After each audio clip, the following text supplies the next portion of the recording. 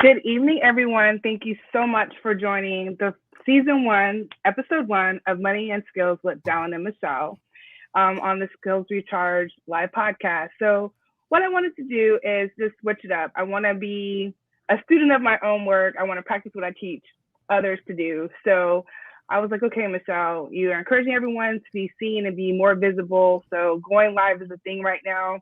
So, I totally believe that professional development, there are multiple narratives that go along with professional development other than just job skills and things of that nature. So a lot of us are working for wealth building and things of that nature and legacy and finding our purpose and just enjoying life. And one thing about that, it includes money and skills. So I've asked my peer, Dalan Vanterpool, to join me and have this season, and I'm really excited about what we have in store for you. So, Dalan, please share with those that are watching and listening about what you do. What's going on, everybody? Thanks a lot for having me on, Michele. Excited to rock out with this little experiment that we're doing. It's kind of an extension of a number of conversations that we're normally having behind the scenes anyway. Next, now we're just True. having it online with the rest of the internet and everybody else. So it's exciting to be doing that. From my side, Michele is the project management person, a lot more organized than I am, as you probably you might notice as this goes on here. On my side, I am an investment banker by trade, so I work in Latin America, primarily Latin America and the Caribbean. I'm from the British Virgin Islands, but I'm based down in Panama City, Panama, and I usually have to clarify that people who are in the U.S. When I say Panama City, I mean the original, the Spanish one, where people actually speak Spanish, like them down here in Central America. So that's what I do for a day job, focusing more on high net worth clients and particularly now on institutions in the Caribbean. And then by night, running a podcast and doing the financial education thing, trying to make sure we get more people the information that can change their lives. Because I see a lot of this happening where my clients, it seems that they've just been exposed to a different set of information. So I'm trying to take those secrets and all those tricks and things and make sure we get them down to everybody else who needs it. So Michele's going to talk about skills. I'll be talking about money, and we're going to make it do what it do. Yeah, for sure. So for those that don't know, by day, I am a project manager. And like Dalan, I love to talk about anything career, professional development in the evenings in my free time. So yes, just an extension of what we do. So Dalan, what do you want to talk about first? Our hot topic? Okay, so can you hear me? Okay, so the hot topic that we have is don't be paper.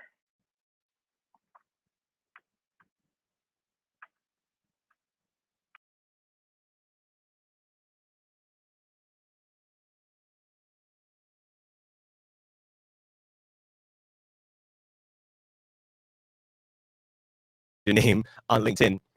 They're out there, and he's saying as part of his commentary, like, yes, the certifications are great, but he had this phrase and he coined it saying, "Don't be paper." Right? Don't be paper. And that, I don't know. I was scrolling down every now and then. I mean, there's so much stuff you're scrolling down, you're seeing, but that really stuck out to me. I think I might have sent you a message on the site about it. This whole thing about not being paper and actually being able to execute the task or perform the things that you say that you're able to do, right? Not just have the certifications and the letters. Not that anything is wrong with that, right? There's obviously a place for that. We recognize that. But there's so many people out there racking up letters and not being able to actually produce results when you put them on, when you put them on the spot and put them on the job. So I thought that was really an interesting way to put it. Don't be paper. Yeah, for sure. I think a lot of us get caught up in the minutia of like proving our credentials and our credibility and like see me, hear me, I have everything here. And like he said in the post, George McPherson, he was saying, make sure you can do what you sign when you sign the job offer. You can do the skills, you can do the role. So yeah. For sure. Indeed. Absolutely. So like one thing that I thought was really interesting for when it comes down to skills, and one thing that's definitely coming up more and more as a hot skill is problem solving. And I know a lot of people like, I can problem solve. It's not a big deal. I got this. It's something I do naturally. But one thing I just wanted to share like tonight, just for food for thought, And that's all of us as we evolve in our career and what we're doing. When we're problem solving, how well can we explain ourselves in the Yeah. problem solving? Like, it's one thing to say, oh, okay, well, it's just A, B, C, then it's C and D. But it's like, okay, can you really come off as the subject matter expert that you are with the 15 plus years of experience? Does it come through when you're explaining yourself and when you're explaining the solutions that you have implemented and the connectors you've identified for certain situations? Yeah, and I saw related to this, I'm forgetting which one of the laws it is. It's one of those like Murphy's Law, this other law, one of those main laws that happens all the time. I forget the name of this particular one, but it was saying essentially if you can write down the problem clearly, you've already like halfway solved it. You know, you've already more than halfway solved the issue. And I find that to be so true as I go through different things and you see people, you're trying to figure things out. And I was guilty for a long time, still kind of am, of rattling things around in my head. You know, you're trying to figure out a difficult situation and you're just sitting there running scenarios in your head. Well, this could happen. It could possibly be that. Maybe this is what's going on. But then when you actually take the extra step of trying to write down, like try to map it out, like on paper, could you actually write down what the problem is that you're seeing here? And that's obviously could be personal things, but obviously when you get into the work environment, trying to map out the different pieces, like what is actually the what are actually the sticking points here? What parts of this are mission critical? And when you can do that and start being able to write it down and define the problem in a more detailed way, if you can do that, that's an extremely valuable skill. It's almost as valuable as being able to go ahead and solve it, but just being able to articulate the problem itself in a way that leads to a solution is very powerful. Oh, for sure. And I was reading an article about Elon Musk in a 2014 interview. He was saying that that's how he defines someone if they're telling the truth in an interview. Like, it's the evidence of exceptional ability is what he was coined to say, and making sure that that is something that he can identify if someone knows their stuff or not. So for sure. Groovy problem solving skills, man. I see that so many times. I saw another business professional. They were defining the difference recently between a $50,000 employee and a $100,000 employee. You might have seen this in my Instagram stories. I found it was kind of interesting as well. And she was saying, and not that either one of these people is bad or good, but it's just like, hey, if I hire a $50,000 person, as I'm a guy who's supposed to talk about money, there's the expectation that you're going to be able to articulate the problem. You're going to raise your hand or at least identify a problem. Maybe you can't articulate it that well, but you can at least identify the problem and say, hey, this is something that's going on. We need to fix it. That's a $50,000 kind of situation. $50,000 person. $100,000 person is going to solve the problem ahead of time. They're going to identify it. They're going to articulate it. They're going to figure out the solution and execute. So as you're talking about trying to get your money up, especially here in 2022 for different folks, if you're trying to get out of that, I call it like there's this little, I don't know if it's a glass ceiling, but like there's this line that you cross over when you're like really considered an executive, like you're considered management material now than just like a line worker where you're just doing the task.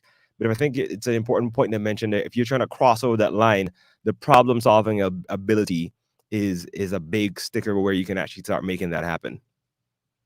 Oh, for sure. So I just recently read this article in FT Financial Times. It was in regards to skill shortages, like demand, grow your training approach. And I just want to like piggyback on that because it was a great article on the job learning and what does that look like and how people are just going to have to really spend more time training their existing workforce versus just training externally. And I just want to like talk about how it's the importance of us professionals really owning our own professional development outside of the expectation of our employers. I think a lot of people possibly are feeling the pressure that they put on themselves or just society, just everything going on as we're navigating a pandemic, but the pressure to really figure out what that looks like for them to have career longevity, have a career that's a right fit for them. I think a lot of people were already thinking about that just because their life choices and what they want to do and who they have to take care of and things of that nature. But I think the need to really figure out how to continue to be a strong contributor in addition to enjoying the work that you do. What does that look like? And so with all this conversation, I think it's very essential, but also just figuring out what skills you need to do. What are your transferable skills? What are your hireable skills? Have you had that honest conversation with yourself about what skills that you need to improve? What skills that you might need to leave alone? Like, this is just not my jam. So, like, where do I go with this?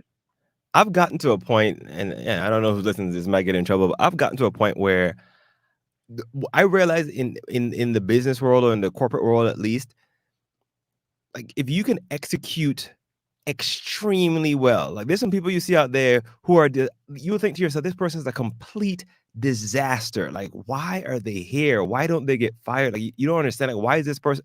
But what is it? They're able to execute really, really well on some skill that the company or the organization really matters. You know what I mean? They can do the money maker really, really well, and people are willing to almost ignore or forgive, or just like, all right, you know what? Yes, they're a disaster and this and that, but when it comes to this right here that makes a lot of money, or this right here that's mission critical, this little bubble right here that makes this company tick, they can do that very well. So I can put up with all the other mess. And I'm not suggesting that this is an excuse for being a bad professional in general and just focusing on one thing, but there is something to be said for focusing on the skills that really matter. You know what I mean? Like, instead of just trying to say, oh, I want to get all the certifications, I want to get all the things, you almost want to try to become a subject matter expert on something. I heard a partner from Ernst & Young, a friend of mine, Jamila Absen, she asked the question on a podcast when she was on my podcast a couple of years ago. She said, what's your fastball? Like, what is the thing that people know you for? Like, hey, if you need to get this done and this done very well, you need to go to Michelle. You need to call Gary. You need to, like, forget all other stuff. But if you want to get this, but you want the best person for this is who you need to be. You need to contact. And a lot of times I see professionals go through and they're complaining about their money, complaining about their salary, and then you ask them the same kind of question, like, what's your fastball? What's your thing? What are you really an expert in? It's like they give these vague, well, you know, I'm an expert. No. If there's an in the answer, this is not your fastball. You need to be able to say, I'm the go-to person. I have taken the time, whether they were paying me for, paying for the training or not. I took the time and I became a subject matter expert in this thing, this software, this task, this procedure, or whatever it is, so that you can actually start upping your value. True. And, one thing that we always hear, so this is just a reminder of what can you solve, right? So what can you solve? And is there a simulation? Like, because that's big, because face-to-face training is not always there. So what can you teach someone through digital technology, through simulation, things of that nature? That's another thing. Like, people still have to figure out how to train their workforce. So you can monetize that in a whole nother way, learn some skills along the way, learning how to do that from a simulation standpoint. So what does that look like? So it's just a lot of creativity out there for people to be able to share their knowledge, but I think everyone's being stretched to figure out how to make sure the workforce is trained well and trained strong and trained to be effective moving forward from a productivity standpoint. I think the blessing, and probably the blessing and the curse, is that right now we have more information and virtual training resources and channels to get the skills than ever before. Now, the challenge with that, is that you can almost become overwhelmed with too many different options and too many different things to go out there and learn. For example, if I look at the list of things I want to learn how to code, I want to learn how to do this, that, the other, whole bunch of stuff I don't necessarily need right now, but it's just interesting. Like, you can just go down rabbit holes. I mean, you could just go on YouTube. You heard me over the last couple of weeks going down rabbit holes of all kinds of businesses that I was considering or am considering, and it can almost become a sport. You can spend a whole bunch of time just looking at one video after the next, article after article, research paper after research paper. But you can also use it as a blessing and say, look, you can actually go and find the best resources, whether it's something free that you saw on YouTube, or if you want to get more in depth and targeted with what you're doing, you pay for a specific course, or you identify someone who's doing what you want to do at a high level. A lot of times these folks have resources out there, whether it's through Udemy or Skillshare or other platforms, Masterclass, whatever it is, where they are giving out their knowledge, not necessarily for free, because I do believe in paying for what the value of what you really want to get, But there's so much stuff out there right now that if you want to get skilled up in something, this is the time to do it. If you're trying to even apply to get your company to pay for something, it could be a training that before the bill for it might have been $5,000 because you had to travel, you had to leave the office, you had to get a hotel, all this kind of stuff. But where we are right now, for obvious reasons, just about everything is online. So I would say take advantage of it. Yeah, and that's like our challenge for anyone watching this week is figure out what skills you need to acquire, right? What it is. So like, let's half it out.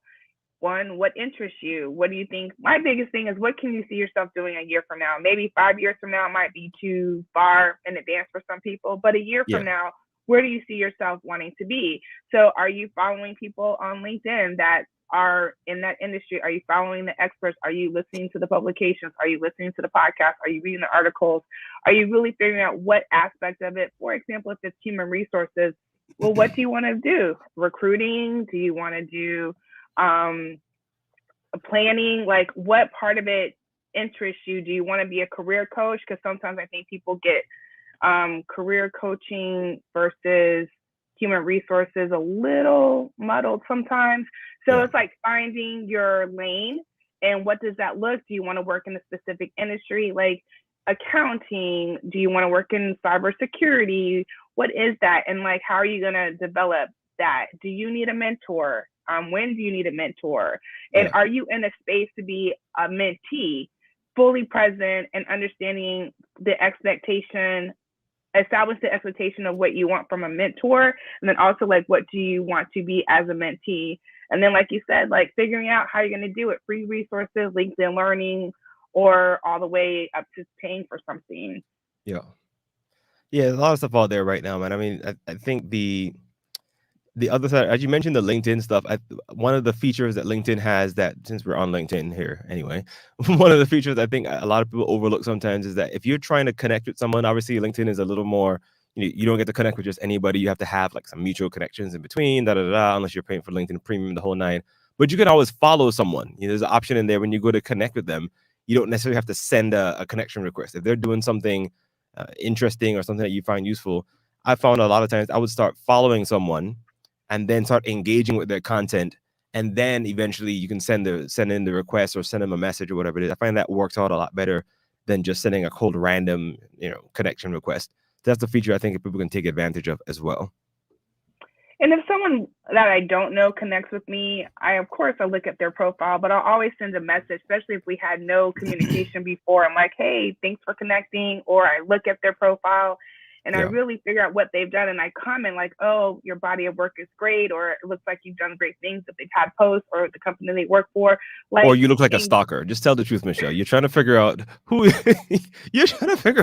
is this person a weirdo? Should I actually accept this request?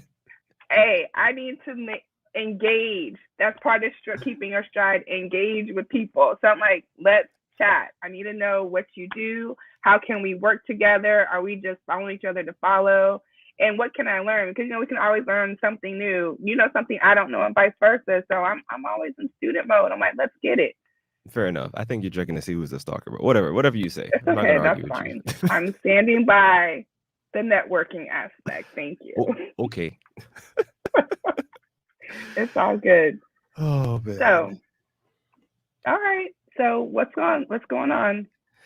What are we gonna talk about next? We can talk about so many different things. I see you had here on our game plan. You wanted to talk about this Crown Act, and I know you want to talk about it. I mean, because obvious reasons. We've known each other for a couple of years here, and I have to say I've been around for the evolution of of Michele, and especially the evolution of Michelle's hairstyles. I've been there for the long hair, the short hair, and now we just here. We got Shelly from the block, and it is what it is. We got the cornrows out, we got the braids. What you want to say about it? What's your? I feel like I don't think I'm as a man. I don't think I am. Not necessarily as a man, but I just don't think it's not my place to start this conversation. I feel like women get the tougher end of the stick in this whole hair, crown, just how you present yourself conversation. I'm going to sit back for a second and get your take on it first.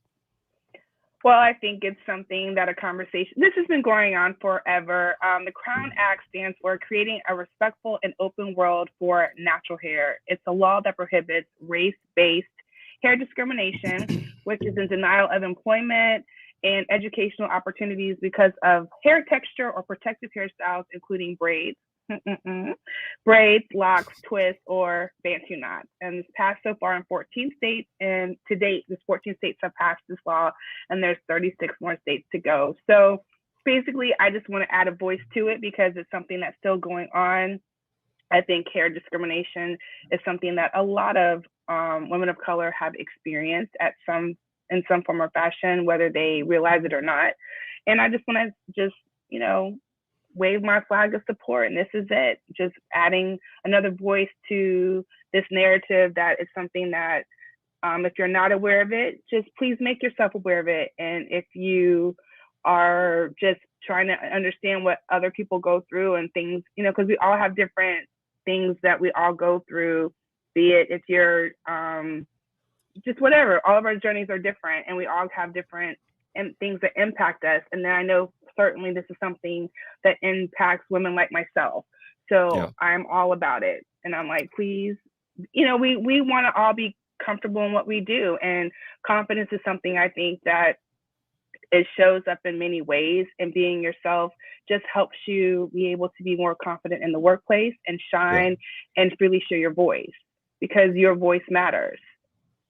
Yeah, and I totally agree with what you're saying. I mean, from my side, obviously, you look at me, I don't have much hair, either which way. So it's not it's not a huge personal issue for me, but I definitely have, two young, beautiful Black girls growing up, and it's something that I think about because I've lived in a number of different places. Some places where it doesn't make that big of a difference, like in the Caribbean, because you have, more Black people there. The natural hair is not something that's super, super odd, but at the same time, you do have the prevalence of everybody's doing a perm or everybody's trying to do this. You still have the influence of that kind of effect on there.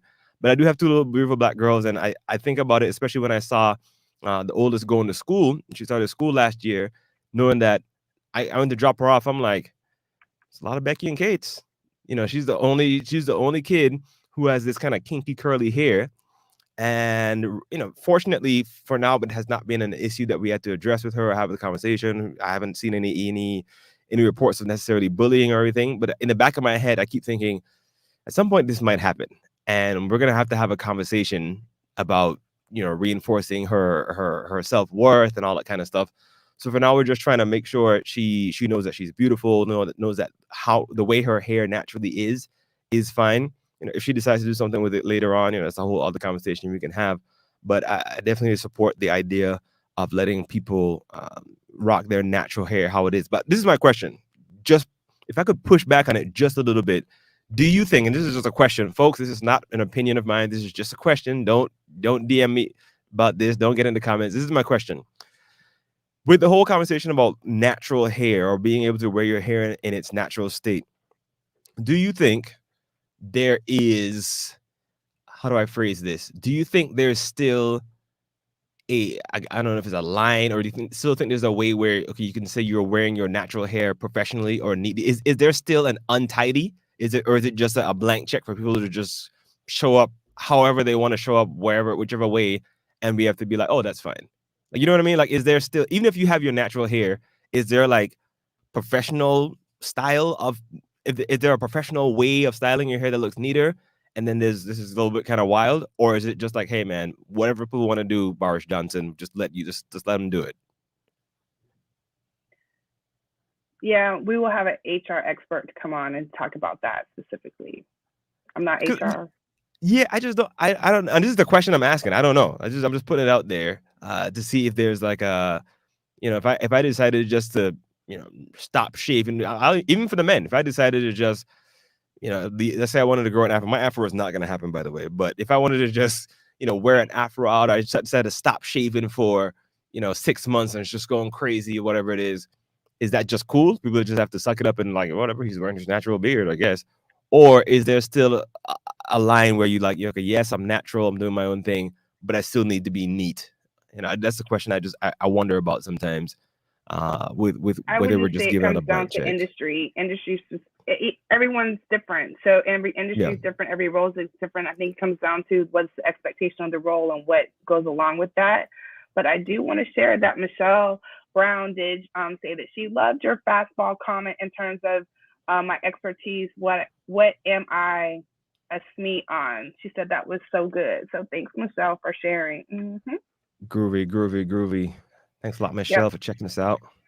So, and I think the whole, like I said, just the whole thing for the hair mention is because our confidence is impacted by so many things, and you just want to be able to like come in strong as much as possible, you know, right now, and all these different things that we're all going through, which makes me want to talk about the power of again, your voice and your skill set and sharing what you do so well. So there was an executive, many of us are aware, I'm familiar with Issa Rae and all the amazingness that she does. And I want to take it all the way back to, there's Essence published an article on there's a tech executive that inspired Issa Rae to launch Misadventures of the Awkward Black Girl. And so the publication came back out in 2010.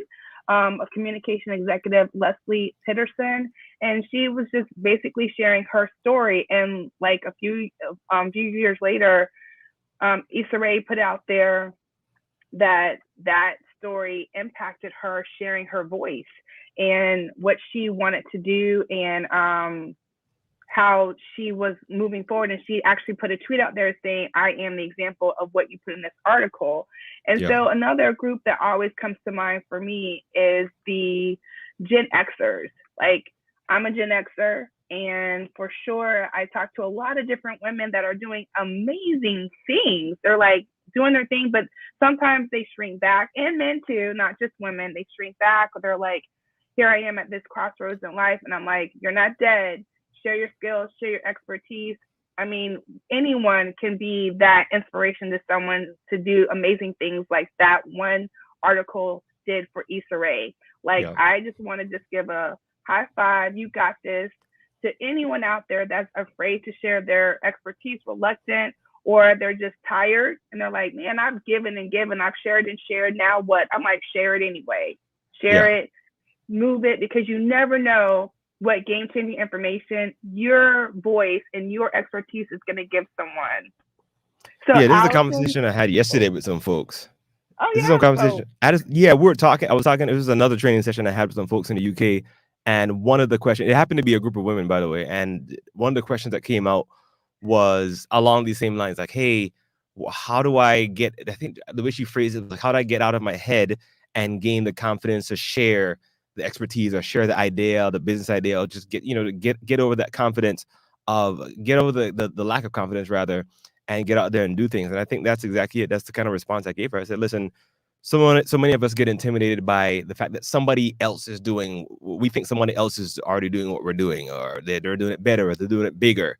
I mean, you've had to check me a couple of times when you say, listen, so-and-so is doing whatever, but there's somebody out there that wants to hear it from you. They want to hear your version. They want to hear it through your voice. I think anybody out there who's struggling with that kind of stuff, especially here in 2022, do your thing, man. Rock out, share your voice. We want to hear it. We want to hear your magic. We want to hear your version of the story. We want to hear it told with your nuances. You know what I'm saying? So go out here and put it out there. Share your stuff. Oh, for sure. I mean, that's part of the reason we're doing live. That's me getting over going live, right? So I'm like, okay, I can tag team and so forth, so on. So I get it. Again, practicing what we teach and doing it scared sometimes or nervous, it's all good. But I just want everyone, as you go through this week, think about what are you not doing that you should be sharing your information about, for sure. So, okay, Dalan, let's talk about some money. Let's talk about the money line. I mean, money, it's a thing. This is my thing. I had someone ask me, this is someone who knew me from when I was younger and everything, so we went to school together and everything. And they said, what is up with you? And why are you always talking about money? Are you obsessed with money? And the funny thing is, I told him, the reason I'm constantly thinking about money, it's actually quite the opposite. I don't want to have to think about money, which is why I'm spending so much time now talking and thinking about money, right? When I get around like the high net worth clients that I deal with, when you go out to dinner with these folks and you're in more casual settings, they have a lot of money. The conversations are usually not about money. They're talking about their families. They're talking about where they travel. They're talking about ideas they want to bring to fruition, the new business they want to start.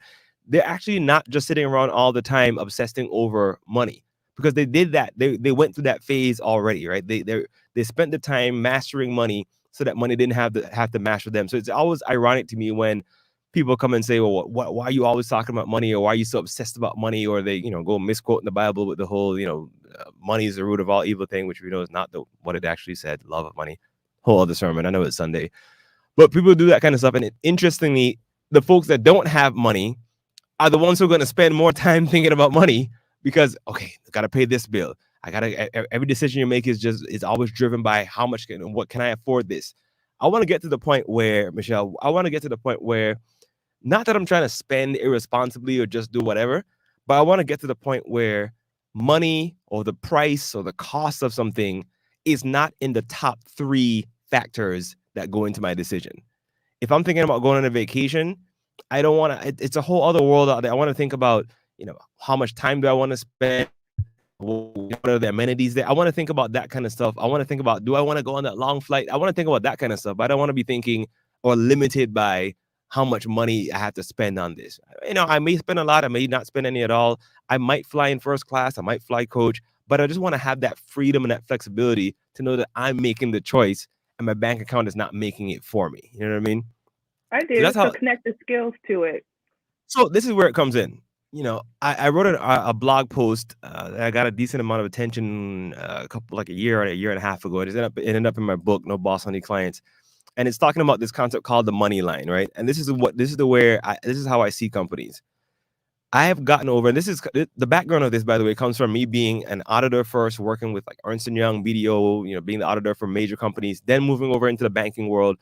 So you get to see the inside of a lot of operations, right? You get to see the inside of a lot of companies, sit with these executives. And what I've found is, at the heart of it, even in the nonprofit space, because I had nonprofit clients, at the heart of it, companies are just there to make money.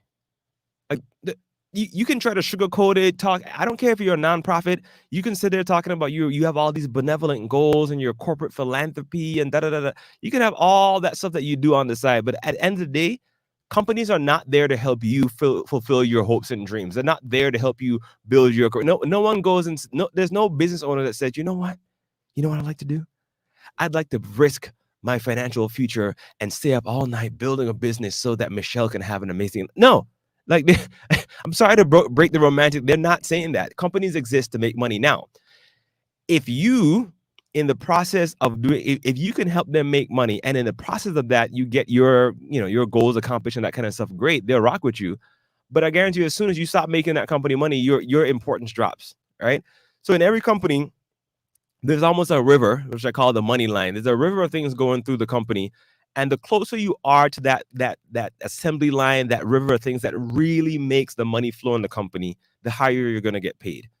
So it's not that everybody in the company isn't important and they have a role to play. I'm just saying your proximity to this line is going to affect your compensation, right? And when I say compensation, I'm talking about more than just your salary. I'm talking about vacation. I'm talking about stock options. I'm talking about your ability to make your own decisions, your autonomy. I'm talking about your whole compensation package, right? So that's what I'm talking about when you talk about the money line. So what I encourage people to do, especially here in 2022, is wherever you're working, right? Wherever you're working right now, even if you're an entrepreneur, think about the things, right? And I'll do the two-sided thing. If you're in a company, you need to start thinking about the things that really contribute to the money line in this company. What is it that really makes this company tick? This is why a receptionist, as important as he or she is, as important as they are to be in the front-facing part of the business, they're not going to get paid the same amount as the top salesperson who's connecting with clients. Crucial job, right? I mean, the receptionists at my office, I mean, they're amazing. They're bilingual. You can't get it down here in Latin America. You can't get a job as a receptionist in any decent place unless you speak at minimum 2 languages fluently. So these are amazing, smart people, but they're not going to get paid as much as the top salesperson who is bringing in, $1 million, $2 million on a client, each month. It's just not going to happen because this person just happens to be closer to the money line, right? So that's kind of the way I look at it. So I'm encouraging everyone out there to go out and think about the skills that you want to get, that you need to get yourself closer to that money line. On the entrepreneur side, it's the same kind of way. If you're saying you're an entrepreneur, and I mean a real entrepreneur, not the Instagram entrepreneur, it's another joke from yesterday, Not if you're out there calling yourself a CEO, the chief executive officer, but there are no other executive officers in your organization, chances are you're probably not you're probably not an entrepreneur. You might be a freelancer, a big freelancer, fine, but you're not really an entrepreneur. But for the entrepreneurs out there, it's the same thing. Think about the business that you're building and what is the actual money line that's running through it. You want to make sure that you and your top people are spending more time on those tasks and you're delegating things that don't really contribute that much to the money line, right? You want to make sure you can put more of your time, more of the high value people's time into pushing the things that are on that money line versus spending time on the skills that are, kind of peripheral out there. So that's my take on what people need to do with skills and money for now. Okay, so I have a couple of questions, or just some things to just expand upon further. So when it comes to determining when someone's like, maybe that was a food for thought reminder or a news share for someone. So if they're in analysis stage and they're like, I want to make more money, okay, yep. And they're like, okay, maybe I am near the money line. So how do they break that down from the standpoint of they're an analyst and they want to make more money? So they understand one, I think contributes to understanding where you stand on the money line is understanding the chain of command in which you fall, right? Yep. Where do you fall within the chain of command? Understanding the skill sets of what you have. So like based off of that, is there something that your peer knows that you don't know? What about your transferable skills as far as what works with the group, that if you work with other groups, not just within your group, like you laterally, what does that look like? Mm-hmm. And what are your peers being called on for information that you might not be called on for information to be a contributor to? And how do you close that gap? So I feel like when people are trying to understand the money line a little more and how it applies to them, I'm like, map it out, create your roadmap of yourself from communication, like what communication do you contribute to? In addition to what are you sought for as far as problem solving? Identify what tables you sit at that your voice is needed, and then what tables you're not being introduced to. That these are like ways to get a real understanding. If you can't understand how the budget of your group is there, because sometimes the budget's not there, right? So people have to understand where you fall in that and how, like, read the employee's manual, like read the employee's manual, understand the logistics of the organization you work for, understand what there is, your attrition plan and things of that nature, understand everything so you're making a very informed decision whether or not you should stay and develop or you should stay and go, or you just need to like figure out what it is. So I just want to like talk about that a little bit more because it's deeper and you got to get nitty gritty. You got to get into the details. You got to get into the detailed trenches to really make sure that you're making the best decision for yourself. Yeah, totally agree. And I think that's an excellent approach to it. I mean, the other side to this, I would say, is I'm a little bit of a hybrid. As much as I believe that there are ways to do a career, like a traditional career, a 9-to-5, a corporate job, as much as I believe there's a way to do that traditional career correctly, I still am a strong believer that you got to have other things going on. You have to augment that income. You can't be a great professional, but you're still hostage to just this one company, right? You got to look at it as this is your main client, right? This is not your employer. This is your main client. You spend the most time with them, fine. They pay you monthly. And I heard Ash Cash put it this way: your job is your first investor. Put it that way. All right. So you're spending that time, but you got to figure out ways to understand the money game and have your money doing other things, and understand how money is rolling around you in the world. Right. So this is something that applies to all professionals. I don't care if you're a doctor, you're a lawyer, you're a project manager, whatever it is.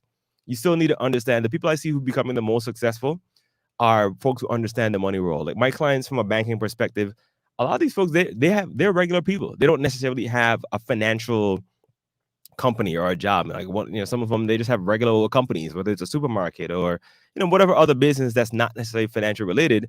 But the ones who are becoming the most successful, they understand how money works in general. They understand enough about financial markets. They understand enough about economics to how things are moving and what's happening. Right. So that's why I just try to encourage people at least to have a high level understanding, especially at the top of the week here, Sunday. What is happening in the world around me as I go into this week. Like, why are certain things not available? Why is Amazon having trouble getting my package here? Why are there shortages on things? What's going on in the supply chain in the world? And these are little things that, you can try to ignore them. Like, oh my gosh, I don't have time to think about that financial stuff, but it's affecting you, right? Especially you look at different places. If you take, for example, in the U.S. versus China, you kind of got two different things, two opposite things going on. In the U.S., over the last year and a half, 2 years since the pandemic hit, the Fed has been pumping money into the market, right? Printing money, buying securities, buying debt, going out there, putting money on the street to try to keep the economy going. Come down to the top of 2022, they're like, whoa, whoa, whoa, things are getting too hot. Inflation went a little crazy last year. We got to pull it back. The economy is at risk of overheating and things might get too expensive too fast. And they said they were given indications, at least, that they plan to pull back on that stuff. They don't plan to be spending as much and putting as much money out into the market. Now, you might hear that in the news and think, oh my gosh, that's just gibberish. What does that mean? But you got to think about it this way. Inflation, the most basic, watered down example, stuff is getting more expensive over time, right? The cost of something today is going to be lower, or the cost of something in a year is going to be a lot higher than it is today. And that starts affecting you if you're thinking about getting a raise, if you're thinking about money. Like, yo, okay, so somebody's offering you, they tell you, hey, Michelle, if you meet these objectives over, I see Orlando knows what's up. What's up, Orlando Hayes? I follow him. You see, this is what I'm talking about. I follow Orlando Hayes on LinkedIn. But somebody's telling you, hey, a fantastic podcast. So y'all need to check out Orlando's podcast. We're talking about follow people, follow Orlando. Follow Orlando. But if someone says to you, like, yo, if you do this job, XYZ, meet these objectives, we'll give you a $10,000 raise at the end of 3 years. Or, as soon as you pass this, especially like in these structured programs like accounting, you're going to go, you spend 3 years in this position, then you move up. You got to be able to realize, whoa. They just told me $10,000 in 3 years. Inflation is moving at the rate of X. Therefore, that $10,000 raise that they're giving me is really just a $5,000. Wait a minute. Am I getting the okie doke? Like, am I getting bamboozled here? Is that enough? Are we thinking about the same thing? Do I need to play this negotiation a different way and say, hey, let's have that as a base and revisit this in a year so we can, be inflation adjusted? Those are the kind of things you need to think about. So that's the U.S. side of things. But then if you're over in China, they're having the opposite situation, right? Where they're trying to get the economy boosted, right? The places that's moving too slowly, they're trying to stimulate growth. So you hear things in the news like the Chinese central government is reducing the deposit rate. Now, what does that mean? What that means is they're trying to make it less advantageous for you to keep your money in the bank. They're lowering the amount of interest you can gain by just having your money in the bank doing nothing. And that's their way of pushing people to take that money out of the bank and go do something with it. Go build a building, go invest in something, go start a business. So they're trying to, that's how they move around their monetary and fiscal policy. This happens all over the world, where they're trying to turn the screws indirectly. When you see interest rates moving, all that is a way to control behavior, right? They're trying to control the things we do or don't do with our money. So they make it less advantageous to keep your money in the bank. Boom.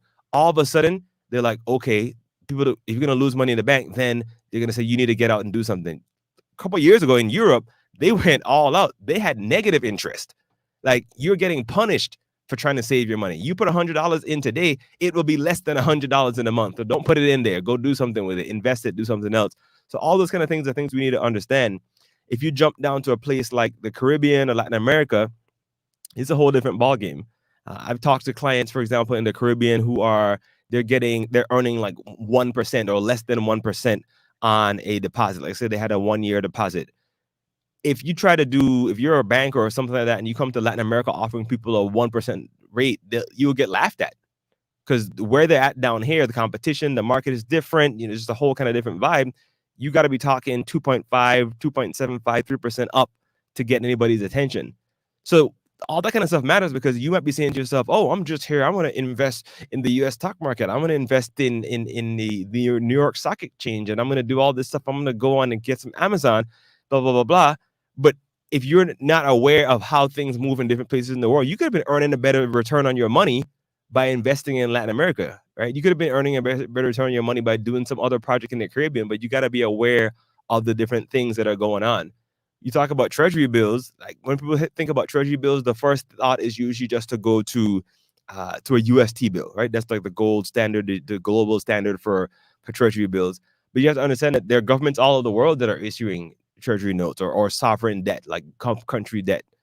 So you go to a place like the Bahamas. I mean, they have what? Yeah, they just did a huge debt issuance out there. They have bonds out there that are paying, upwards of 5-6%. They're expiring in 2032, right? It's far out there. So you could be doing things with your money that could possibly be earning better than what you're thinking about just by doing it in the United States. But it comes from an understanding of global economics and putting your money to work in different places. And if it sounds crazy, trust me, the rich people that you're seeing on the news, whether they're in the US or not, this is what they're doing, right? We see it every day. We see the flow coming through and understanding global economics, getting a general understanding of how money works, even if you're not in a financial, quote unquote, financial job, is crucial to getting to the point where you're free from the tyranny of that one paycheck. You're free from the tyranny of being held hostage to just one job. So I'll get off my soapbox. You can stay on the soapbox. It's good information, and it's a conversation that we all need to have. Like, you need to have a solid understanding. So this comes down to what we were talking about offline, was collecting your receipts, right? You're going to go back and you're going to break it down, review, analyze this here, this there. And when it comes from the skills perspective, from what I perceive from what you're sharing, okay, if you're understanding the landscape, understanding how the money flows, where the money resides, everything, the economy of everything. And if you feel that, hey, it's real. Like it. So, like, where do you stand to make sure that you have what you need to have moving forward, that you're not like a sitting duck a year from now or 2 years from now, like not employed or not making the money that you need to make or didn't make the right thing. So my thing from a skills perspective is, one, understand the lifeline to the different, what's fueling the economy, right? The tech, the sustainability, things of that nature. If you don't have an interest in those things, that's fine. We're all not interested in the same thing, but you might want to consider finding what you are interested in for a company that supports that specific industry in a way. Like, there's 5 million ways to skin a cat, right? As my grandmother would say. So I'm like, find be true to yourself and what interests you, because you want to enjoy your work. But you might also need to start uncovering, other income streams and things of that nature, but find the synergies that work for you by educating yourself, continuing to educate yourself, because most people are very in tune. But how does it apply to them? Like, challenge yourself to figure out, how does it apply to you and the skills that you need, and how does that work? Do you need to consult? Like, you can be the 9-to-5er, but you can maybe consult through another avenue, or through networking, however that could be, to share your expertise with, to learn more. Like, you got to work hard to put yourself in the room to hear the information, however that can be. So through your network, or just signing, like you said earlier, paying to be paying for it. That could be paying to go to an event, virtual or in person. You need to be able to network and see who's there, things of that nature. Don't be afraid to invest in yourself just because, but don't be afraid to invest to gain access to the information that you need to continue to beyond survive. Like, I'm about seeing people thriving, right? Yeah. So for people to thrive. I just talking about skills. I would even say, don't neglect. I say this, the way I put it is, don't neglect your superpowers. These undercover superpowers that you think are not related or not useful to what you're trying to accomplish in life. I'll give you the example. So I work as an investment banker, but I also have a whole other life where I play saxophone and flute professionally. Right? Professionally, performed on major stages, performed for Oprah, Spike Lee, all this kind of people. Like, this was a whole other life I had at night. I used to leave work at 5. By 5:45, I'm on a yacht performing. We're changing clothes, Clark Kent, Superman in it. We're rocking out, doing all this stuff.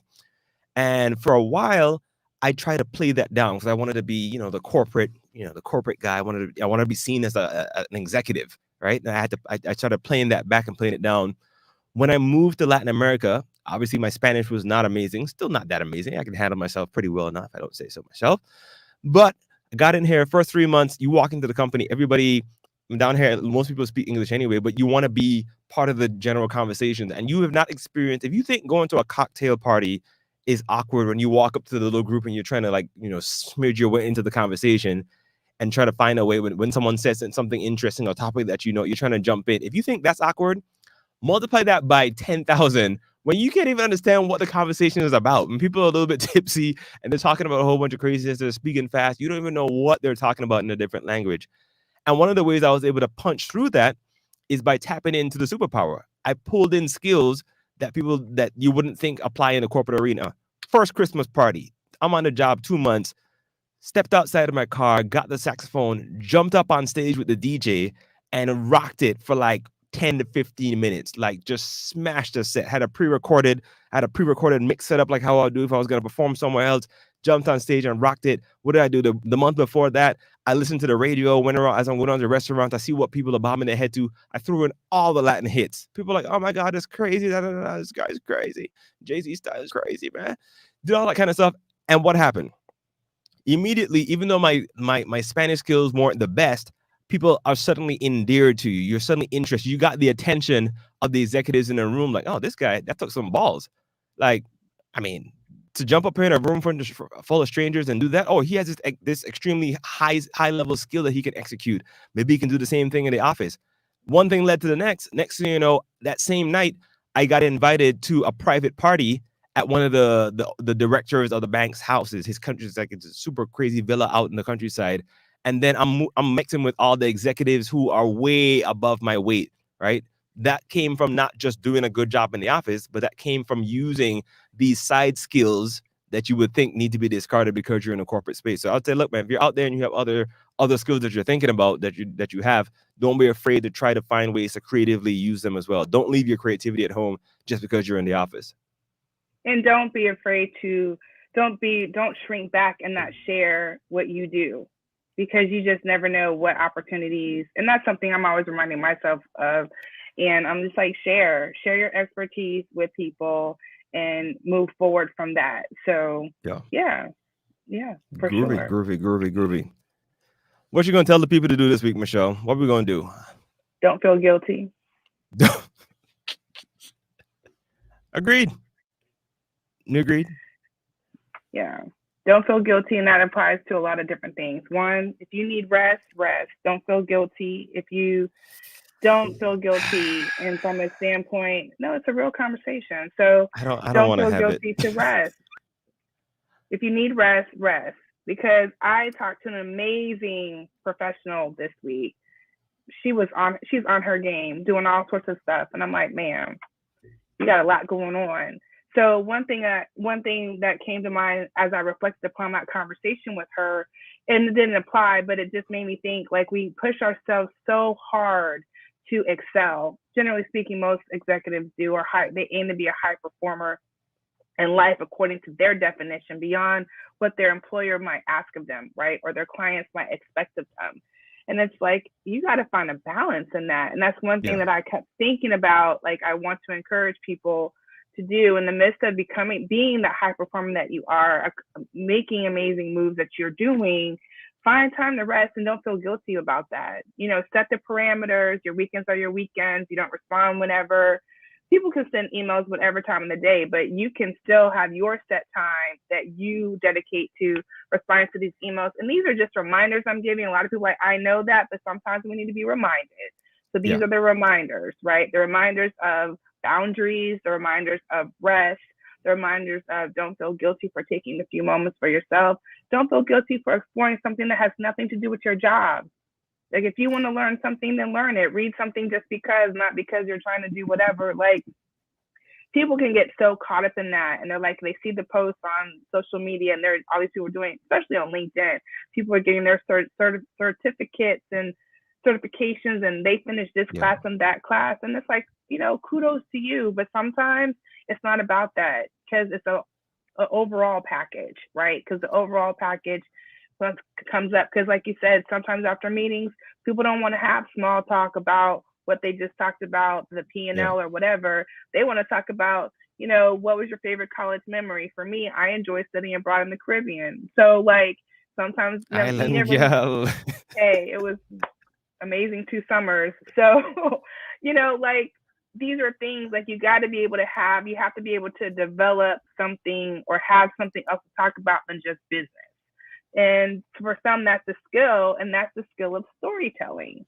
So, storytelling is something that we all need to be able to do in some form or fashion. When you're interviewing, you got to be able to tell a story of your skills. You can't always be the hero. If you listen to the last season I put out for Career Tipper podcast with Kathy Francois, she talked about that. She talked about that you can't always be the hero. Like sometimes you're the underdog. Sometimes you just missed it. How are you going to tell that story? How are you going to get people to understand that you get it, right? That you understand that you understand the assignment, as a lot of people are saying right now. Do you understand the assignment?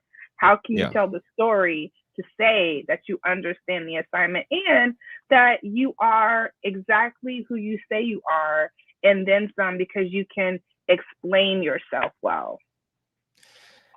Yeah, I don't want to talk about it. Look, the rest thing. I'm so guilty. We talked about this before. Like what I will say is that I'm doing better for 2022. All 23 days of it, all 23 days of 2022. And because I'm one of those people. Like I think a lot of us out there are the same way. Like you're hungry, you want success, you're not lazy, and you're willing to do what you got to do. You will push, you will grind, you will you do what you got to do to get to the place where you want to get to. And for me, like I feel like I always feel like I'm late to the party. I always feel like I'm behind. I'm like I gotta hurry up and get to this other place. And I started realizing after a while that I was getting sick more, or I was more vulnerable to getting sick, especially these days. You do not want to be getting sick around these, even if it's just you, because these days you don't know if you need to just take like a honey and lime capsule thing and you'll be fine. You don't know if you need some tea or you're about to die. So you don't want to be getting sick around these times.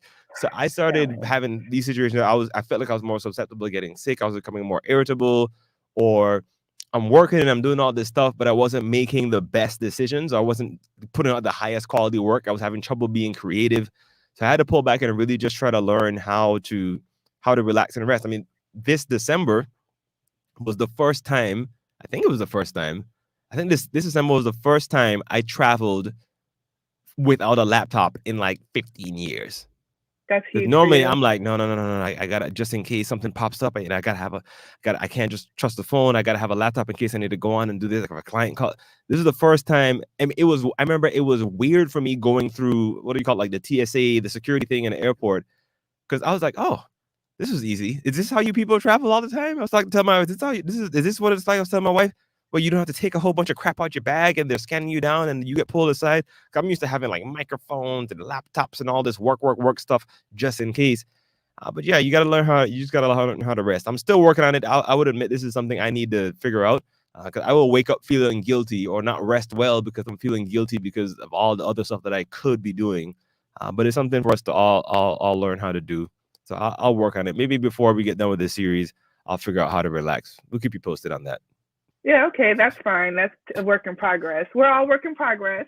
So we want to make it work. So speaking of like what we're working on, like one narrative that is really close to the chest that I'm really excited about that is blossoming is my Keep Your S.T.R.I.D.E narrative. So S.T.R.I.D.E stands for stats, teachable, research, intentionality, development, engagement. So today we kind of really focus on engagement, like engaging with understanding the why behind things, the logistics behind things when it comes to our money, and just how we contribute to our workplace. So as we just go into this week, that's in addition to the challenge that we issued earlier.